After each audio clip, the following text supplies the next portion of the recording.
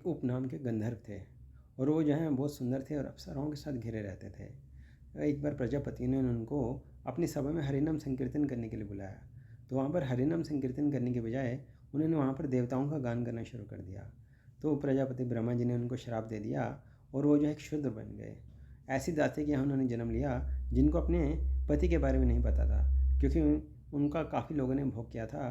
तो उस दासी पुत्र को अपने पिता का नाम भी नहीं मालूम था। वो दासी जो हैं एक ब्राह्मण के यहाँ काम करती थी। तो एक बार उस ब्राह्मण के यहाँ कुछ धाम से संत लोग आए चतुर्मास में। वो संत लोग जो हैं उस गांव में श्रीमद् भागवतम की कथा किया करते थे। वो दासी पुत्र जो है श्रीमद् भागवतम का श्रवण किया करते थे। तो एक बार उन संतों की आज्ञा पा करके उस दासी पुत्र ने उनका थोड़ा सा उच्छिष्ट खाया और थोड़ा सा उच्छिष्ट खाने मात्र से उनके सारे के सारे पाप धुल गए और भगवान को पाने की भूख पैदा हो गई और वो जो रोने लग गए। तो संतों ने कहा कि हमारा इस गांव में आना सार्थक हो गया है। उन्होंने अपना वरदास्त्र अब उस बालक के ऊपर रखा और उसको मंत्र दीक्षा दी और बाद में जो है उस दासी पुत्र की माता का निधन हो गया।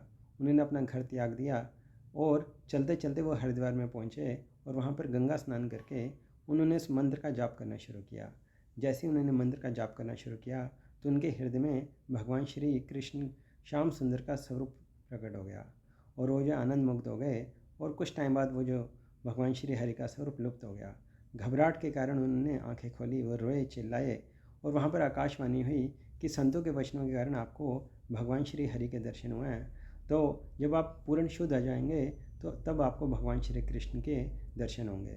और आजीवन जो उन्होंने भगवान श्री कृष्ण की भक्ति की और अगले जन्म में उन्होंने ब्रह्मा जी के यहाँ नारद मुनि के रूप में जन्म लिया। तो भगवान की भक्ति में ऐसी शक्ति है कि आप अमीर हैं, गरीब हैं, कैसी भी परिस्थिति में आप भगवान की भक्ति कर सकते हैं।